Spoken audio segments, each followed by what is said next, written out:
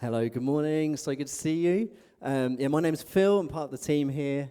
I've been coming to Croydon Vineyard for, I think, 7 or 8 years now. Such a joy to be part of this family, and pleasure to speak with you this morning. Tom asked me to speak. I didn't muscle my way in. I'm here with Hannah and our lovely kids. When I'm not working for Croydon Vineyard, I do a day a week for Croydon Vineyard. In the past, I've done worshipy things, and then when we were just online, I was involved in a lot of production stuff as an online church, and now my role is a lot more to do with mornings, Sunday mornings, and looking after the teams on Sundays. So it's a joy to do that. When I'm not doing that, I'm a musician, and sometimes the two coincide, but yeah, that involves playing and recording and gigging, all the kind of things that you might imagine a musician to do. Mainly driving, actually. Mainly driving in a car with broken down air conditioning, which is not that great, is it? So last week we had a great talk about the importance of the word. I recommend that you go and listen to recordings. Are up on the podcast. And this week I want to look at letting our hearts sing. Some of my favourite psalms start like this. So Psalm 96, if you could go on to that, Sharon, please. Thanks. Sing to the Lord a new song. Sing to the Lord all the earth. Psalm 98 starts very similarly. It starts, sing to the Lord a new song, for he has done marvelous things.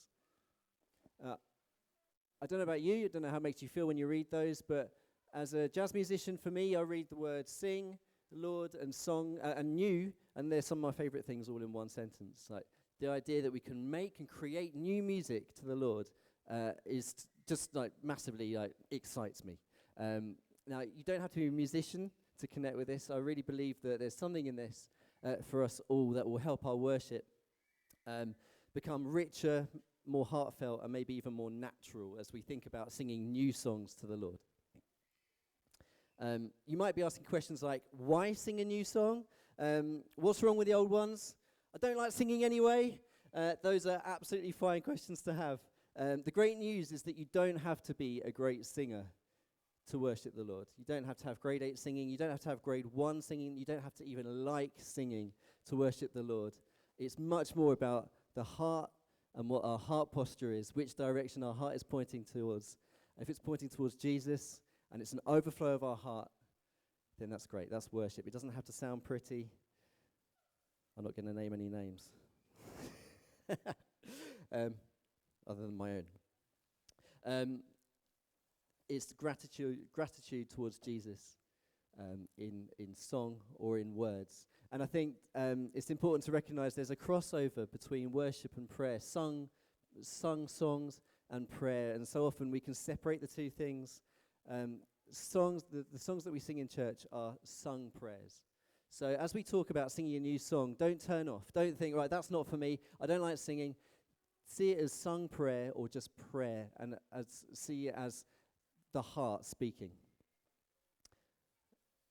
We see this overflow of the heart in our culture, don't we? We see the overflow of the heart singing in football matches. That's definitely like a primal overflow of the heart, isn't it? It's like this natural, it has to happen. I don't know. Do you know what? I've never been to a football match. I'm going to admit that right now. So if anyone wants to invite me, I'm more than happy to come along. But I don't know, how do people decide when to start singing? How is that? No one knows. This is a genuine question. What one person starts, that's amazing, great.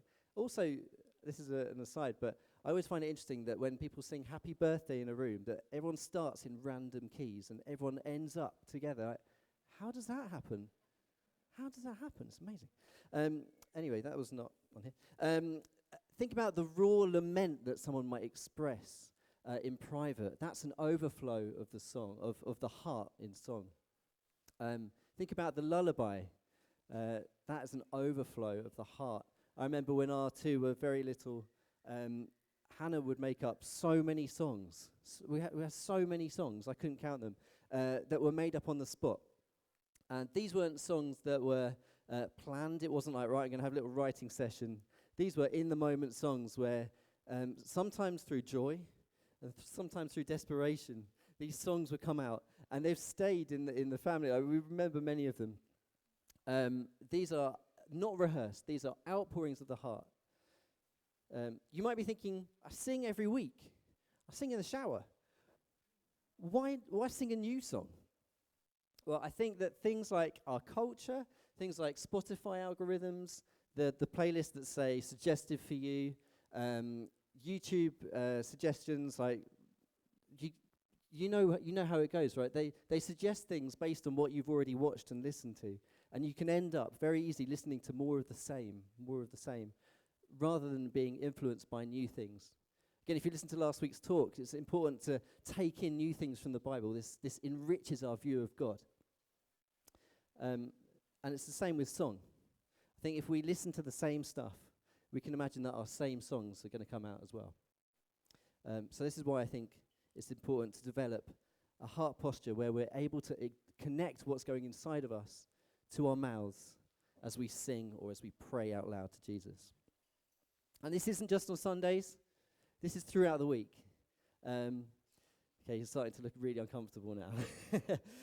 But yeah, I think this is about sung prayer throughout the week. There's nothing wrong with old songs. I particularly love hymns. I grew up in a church where we'd sing a lot of hymns, and I used to kind of leaf through the hymn book. Wouldn't understand any of the words, but I used to love the sounds. There's some amazing hymns out there. We can learn from these songs, and we can borrow from them. If we didn't have old songs, Sunday mornings would be pretty chaotic. You can imagine the worship set where the guys will just turn up, right? Right, right. Anyone gonna start? It would be pretty chaotic. We do make space for it. We make space for new songs, but old songs are fantastic. We can learn from them. So we're going to look at some old songs, some very old songs from Scripture, from the Bible. We're going to dive in. So first of all, thanks, Sharon. Shout out to Sharon. She's so great. She's so on it.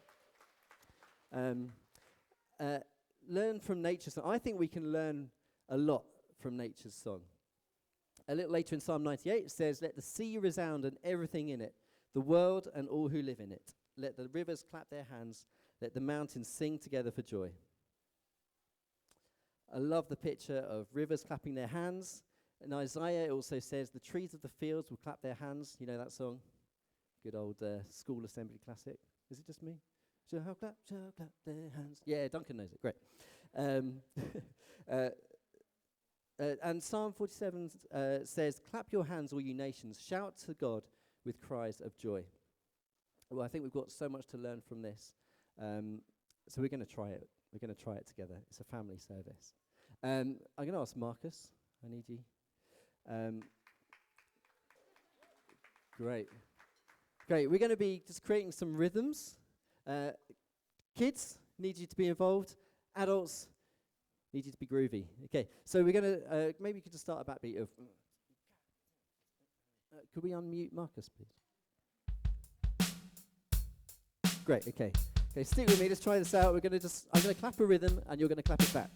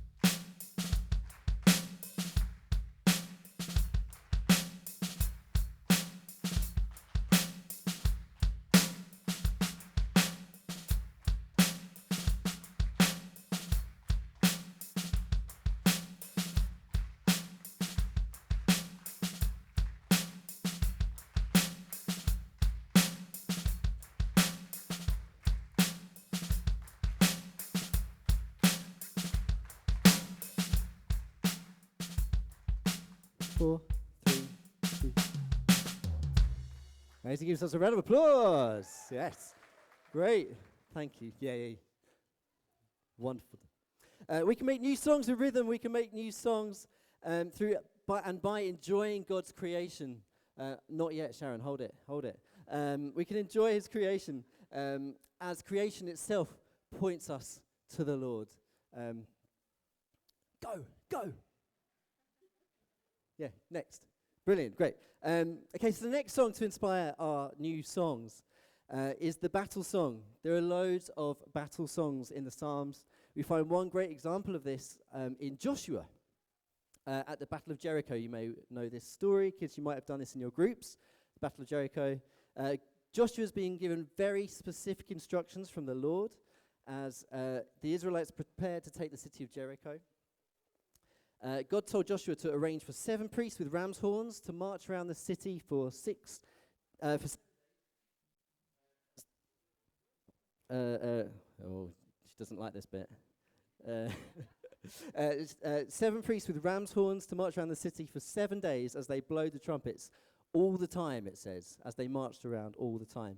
Then finally, after a long blast, the whole army gave a loud shout. Having done some research on this, some people have attempted to work out how big the city was, how long it would take, and therefore how long and how many minutes or hours of playing the trumpet this would have been.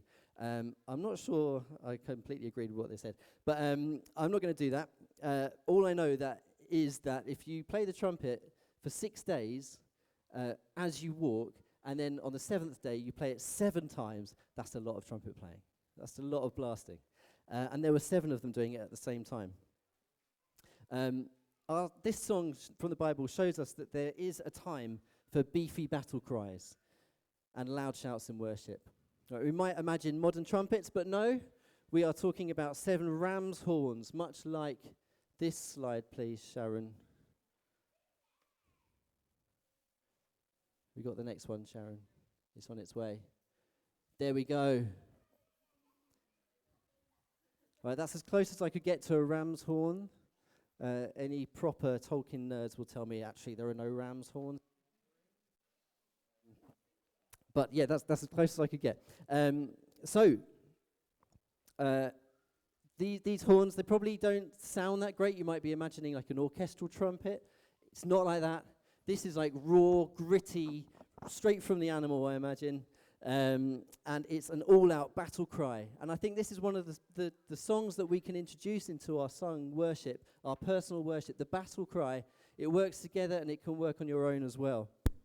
So, we are going to try this. Yes, okay. Can you go back to the battle cry, please? All right, do we have any young brass players in the church? Do you have any brass players, any trumpet players, trombone players? Any? Right. Any slightly older brass players, or may have played in a band at school? We're not looking for polished. We're not looking for any brass players. Anyone want to be a brass player? Right. I'm going to start picking. I need 7 of you. Okay, let's have Andy. Go on then. Let's have Andy. Well, Andy, you can nominate someone. Thanks. Yes, Lucas. Great. Lucas, could you nominate somebody, please? Go on. And just point at somebody. Henry. Yo, that was good pointing. Look. Henry. Yes, Henry. Come on. Great. This is good. Have we got any other little ones? Elijah, do you want to come?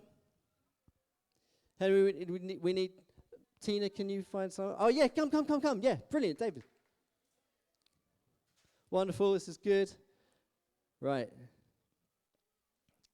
Can I have some more? Can we have some more? Come on, Rich.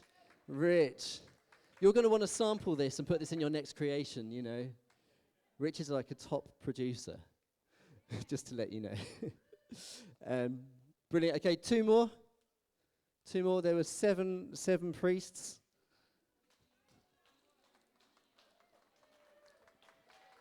Yes, great. Okay. Right. So what I've got here is a bit of trusty hose pipe.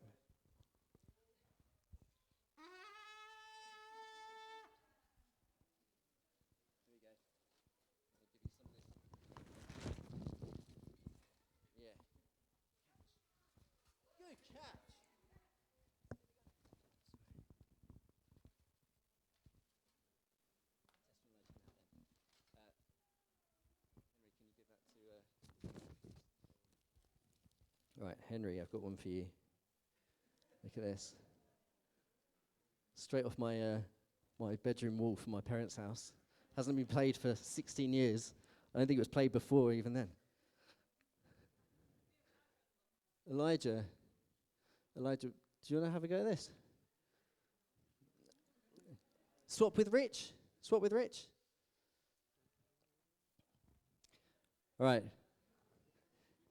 Right. So it was as they were storming around the city of Jericho. Let's do a little left, right, left, right, left. Right. What you're going to do is buzz your lips like this, as loud as you can through the hose. Ready? 1, 2, ready? 3. Here we go. 4. Buzz.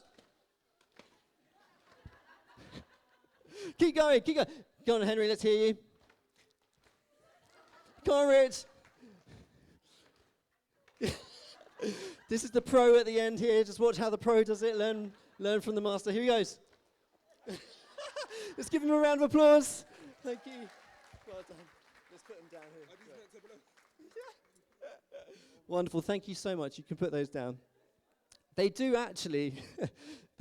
I think Croydon could invest in some young brass projects within their primary schools. Don't you think? Thank you so much. You can go and sit down. Brilliant. Genuinely, though, well done, you guys. Thank you. You can go sit down. Genuinely, there is a time for the battle cry and for raw and raucous crying out to the Lord in prayer. There might be something specific you've got in your heart this morning. There might be things that you've been praying as a battle cry for weeks, maybe months, or even years. We want to pray with you for that.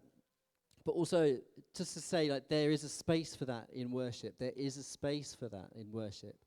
In fact, with Joshua, he ordered it. That was part of God's plan. God doesn't need polite, please, and thank you prayer sandwiches. Okay, so the final song is the wordless song. I think this will help us in singing out our songs to the Lord. Kate, could you come and play for me, please?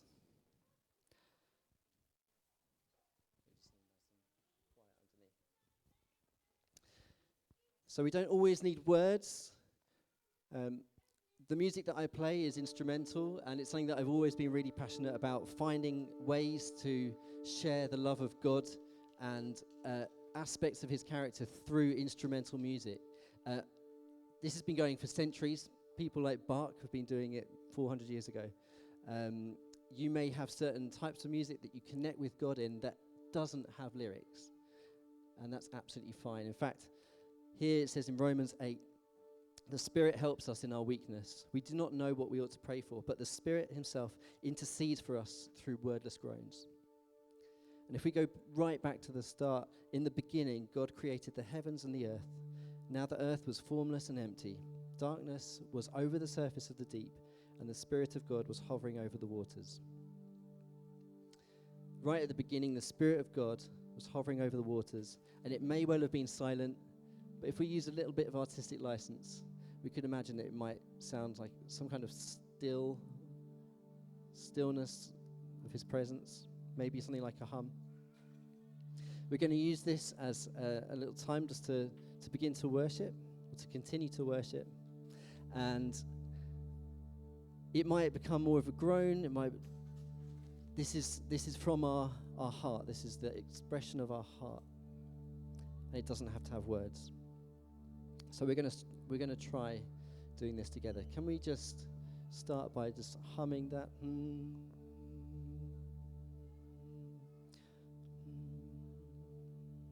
I'm just going to help us a little bit with guiding some of the notes, and then I'm going to leave a bit more space. Just bring that out a little bit more. You might want to find that note as well. Find that note. This is an expression of our worship to him.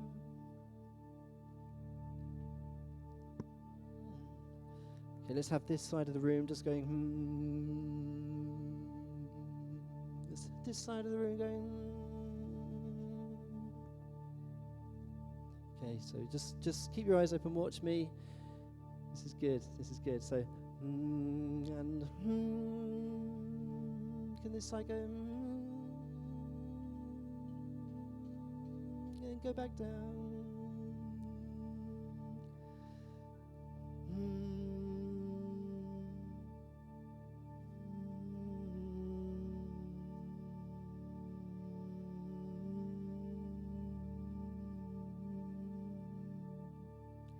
Keep singing that.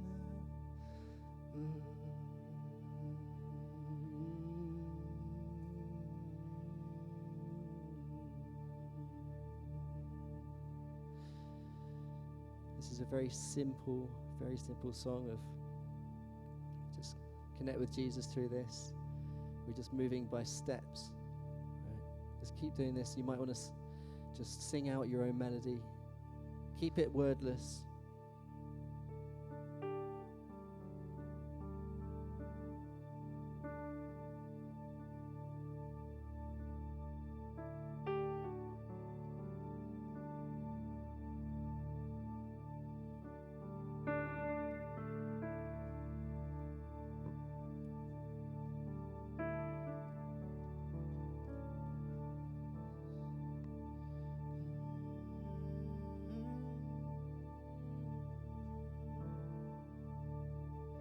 Focus on the Spirit of God.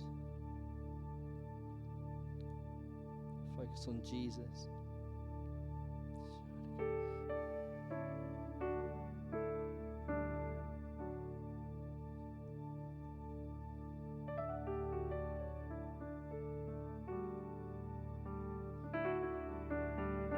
might want to let, if you just can't help it, you might want to let words out. That's absolutely fine.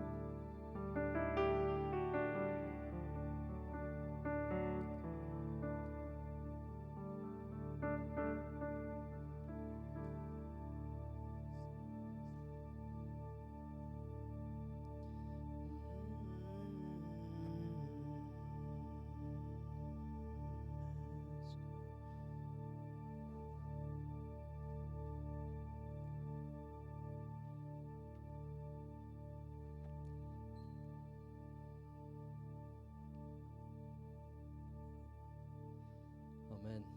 Amen. It's easy, isn't it? It's easy just to, maybe it's hard to start, but it's easy once you get going. The wordless song. When you stop to think about it, what is it that your heart generally sings? What's that soundtrack that's in your heart generally?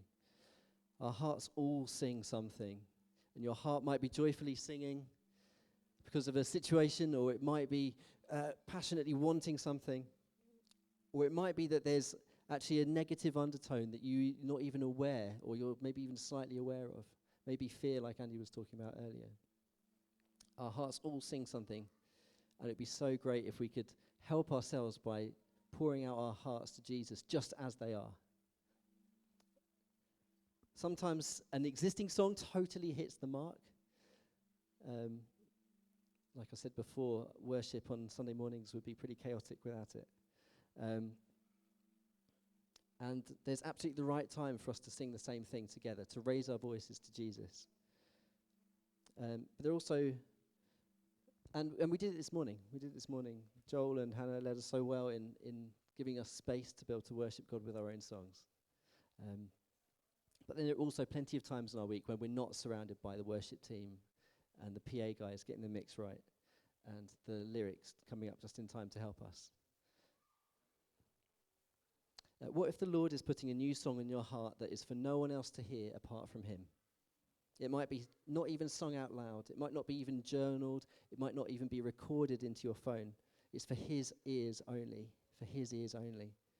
And I think our kids have got so much to teach us in this, because they don't have filters between what's in their heart and what's in their mouths. They just say it as it is. I think that's beautiful. I think we have so much to learn from our kids. And please just keep singing, kids. Keep singing what's in your heart. Keep singing. Don't worry about what it is and what it sounds like. Just keep singing, because we've got a lot to learn from you. You might want to try singing some verses from a psalm. These were songs after all. And You can remember a verse perhaps by singing it in your head on your way to school or into work. You could try singing a prayer rather than speaking it. Or perhaps you become aware of the posture of your heart during a difficult meeting at work, and it's just the knowledge that God is with you, that he's in control, and that he is still king.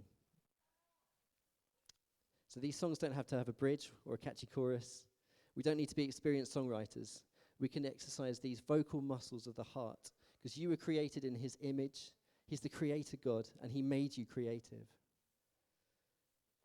So we're going to sing to the Lord a new song.